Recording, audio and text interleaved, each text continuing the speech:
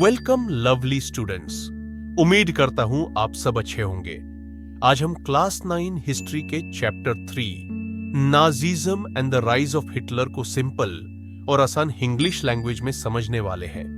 दोस्तों, first world war के बाद जर्मनी की कंडीशन बहुत ज्यादा खराब हो चुकी थी। जर्मनी वॉर हार चुका था और ट्रीटी ऑफ वर्साइल के थ्रू अस पर हेवी पेनल्टीज लगा दी गई थी।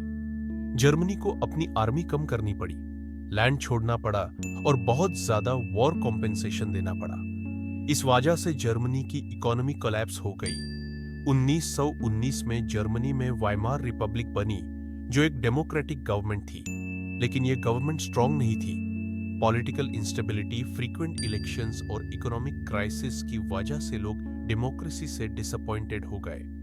ईशर 1919 के ग्रेट डिप्रेशन ने सिचुएशन और भी खराब कर दी।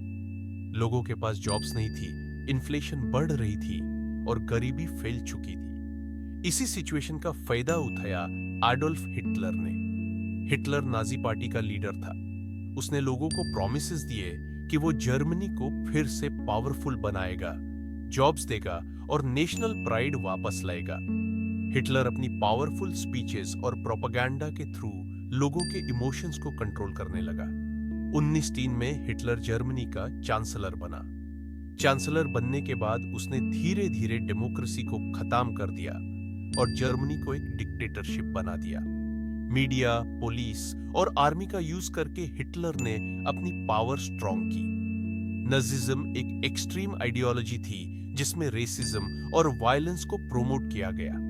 जूस को जर्मनी की प्रॉब्लम्स का ब्लेम दिया गया। उनके साथ डिस्क्रिमिनेशन हुआ, उनके राइट्स छीन लिए गए और उन्हें कैंप्स में भेजा गया। एजुकेशन और यूथ ऑर्गेनाइजेशंस के थ्रू भी नाजी आइडियोलॉजी को फैलाया गया।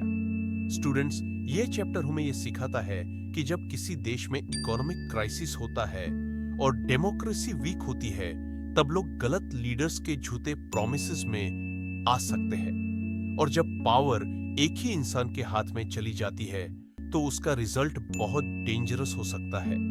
अगर आपको ये एक्सप्लेनेशन अच्छी लगी हो तो subscribe my YouTube channel, video को लाइक और शेयर जरूर करिए। मैं ऐसे ही और भी हिस्ट्री के चैप्टर्स आपके लिए सिंपल तरीके से एक्सप्लेन करता रहूंगा। Thank you for watching. जय हिंद।